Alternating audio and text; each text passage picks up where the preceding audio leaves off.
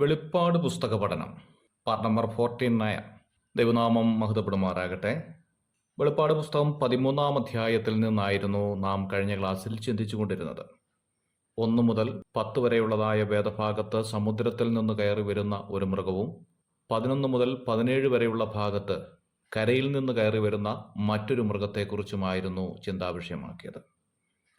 സമുദ്രത്തിൽ നിന്ന് കയറി വരുന്ന മൃഗം എന്നതുകൊണ്ട് അർത്ഥമാക്കുന്നത് ഭാഷയും വംശങ്ങളുമുള്ള ജനസമൂഹത്തിൽ നിന്ന് ഉയർന്നു വരുന്ന ഒരു രാഷ്ട്രീയ നേതാവാണ് എന്ന് ഓർക്കുകയുണ്ടായി. കരയിൽ നിന്ന് കയറി വരുന്ന മൃഗം എന്നതുകൊണ്ട് ഉദ്ദേശിക്കുന്നത് ഒരു മത നേതാവിനെയാണ് ഉദ്ദേശിക്കുന്നത് എന്ന് നാം ചിന്തിക്കുകയുണ്ടായി. അന്തിക്രിസ്തു എന്ന വാക്ക് തിരുവെഴുത്തിൽ ഇല്ല എന്നുള്ളത് കൊണ്ട് ആ വാക്ക് ഉപയോഗിക്കാൻ പാടില്ല എന്ന് പലരും പറഞ്ഞു കേട്ടിട്ടുണ്ട്. ആന്റിക്രിസ്റ്റോസ് എന്ന ഗ്രീക്ക് പദത്തെ മലയാളീകരിച്ച തർജ്ജമയാണ് അന്തിക്രിസ്തു എന്നത്.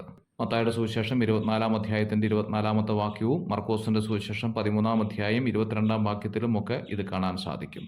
കള്ളക്രിസ്തു, കള്ളപ്രവാചകൻ എന്നൊക്കെയാണ് ഇതിന്റെ തർജ്ജമ. അങ്ങനെയെങ്കിൽ വെളിപ്പാട് പുസ്തകം 13-ാം അധ്യായത്തിൽ കരയിൽ നിന്ന് കയറി വരുന്നതായിരിക്കുന്ന യേശുക്രിസ്തുവിന് കള്ളപ്രവാചകൻ എന്ന പേര് അനുയോജ്യമാണ് എന്ന് നമുക്ക് മനസ്സിലാക്കാൻ സാധിക്കും. മതനേതാവ് എന്നുള്ള നിലയിൽ കരയിൽ നിന്ന് കയറി വരുന്നതായ എതിർക്രിസ്തുവിന് അത്ഭുതങ്ങൾ പ്രവർത്തിക്കാൻ കഴിവുണ്ട് എന്ന് വെളിപ്പെടുത്തുന്ന ഭാഗമായിരുന്നു ഇത്. 2 അത്ഭുതങ്ങളാണ് പ്രധാനമായും നടത്തുന്നത്. ഒന്ന്, ആകാശത്തു നിന്ന് തീ ഇറക്കുന്നു എന്നതാണ്. രണ്ടാമത്, പ്രതിമ സംസാരിക്കുന്നു എന്നതാണ്.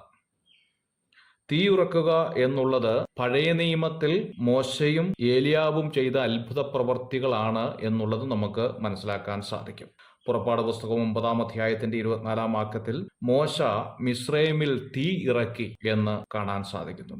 1 രാജാക്കന്മാരുടെ പുസ്തകം 18-ാം അധ്യായം 38-ാം വാക്യവും 2 രാജാക്കന്മാരുടെ പുസ്തകം 1-ാം അധ്യായം 10-ാം വാക്യവും 1-ാം അധ്യായം 12-ാം വാക്യത്തിലുമൊക്കെ ഏലിയാവ് ആകാശത്തു നിന്ന് തീ ഇറക്കുന്നതായി നാം കാണുന്നുണ്ട്. എതിർക്രിസ്തു ദൈവത്തിന്റെ പ്രതിനിധിയാണ് എന്ന് ജനത്തെ തെറ്റിദ്ധരിപ്പിക്കാനായിട്ടുള്ള ഒരു തന്ത്രമാണ് ആകാശത്തു നിന്ന് തീ ഇറക്കുകയും പ്രതിമയെ കൊണ്ട് സംസാരിപ്പിക്കുകയും ചെയ്യുന്നത്. സാത്താൻ എപ്പോഴും ദൈവജനത്തെ തെറ്റിദ്ധരിപ്പിക്കുന്നതിൽ മുൻപന്തിയുള്ളവനാണ്. ഏദൻ തോട്ടത്തിൽ മുതൽ ഈ തെറ്റിദ്ധരിപ്പിക്കലിന്റെ പ്രധാന കണ്ണിയാണ് സാത്താൻ. അവസാന നാളുകളിലും അവന്റെ സ്വഭാവത്തിന് ഒരു മാറ്റവും ഇല്ല എന്നുള്ളതാണ് ഈ ഭാഗത്ത് നിന്ന് നമുക്ക് മനസ്സിലാക്കാൻ സാധിക്കുന്നത്. 1-ാമത്തെ അത്ഭുതത്തിന്റെ ഇടയിൽ 2 പ്രവാചകന്മാർ അത്ഭുതം നടത്തി ജനത്തെ ദൈവത്തിങ്കിലേക്ക് തിരിക്കുമ്പോഴാണ് 2-ാമത്തെ അത്ഭുതം നടക്കുന്നത് എന്ന് മനസ്സിലാക്കാം. ദാനിയേൽ പ്രവചനം 11-ാം അധ്യായം 31-ാമത്തെ വാക്യത്തിൽ നാം വായിക്കുന്നു, അവൻ അയച്ച സൈന്യം അണിനിരന്നു വിശുദ്ധ മന്ദിരമായ കോട്ടയെ അശുദ്ധമാക്കി നിരന്തര ഹോമം നിർത്തൽ ചെയ്തു.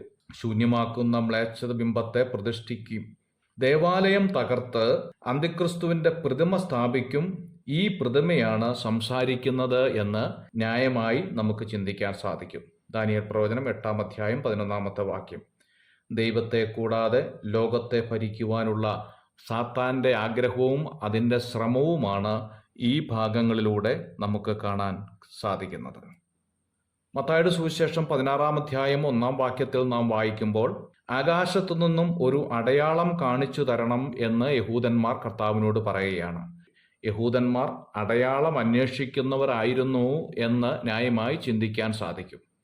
അടയാളം കണ്ട് മാത്രം വിശ്വസിച്ചു പരിചയമുള്ള യഹൂദന്മാരുടെ മുമ്പാകെ ആകാശത്തു നിന്ന് തീയിറക്കിയുള്ള അടയാളം കാണിക്കുമ്പോൾ സംശയം വിന അവർ വിശ്വസിക്കുവാൻ പ്രേരിതരായിത്തീരുന്നു എന്നുള്ളതാണ് ഇതിൽ നിന്ന് മനസ്സിലാക്കാൻ സാധിക്കേണ്ടതായ കാര്യം.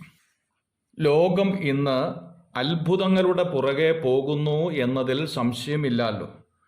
ചില നാളുകൾക്ക് മുമ്പ് ഡൽഹിയിൽ നടന്നതായ ഒരു അത്ഭുതം ഈ സമയത്ത് ഓർത്തുപോകുകയാണ്.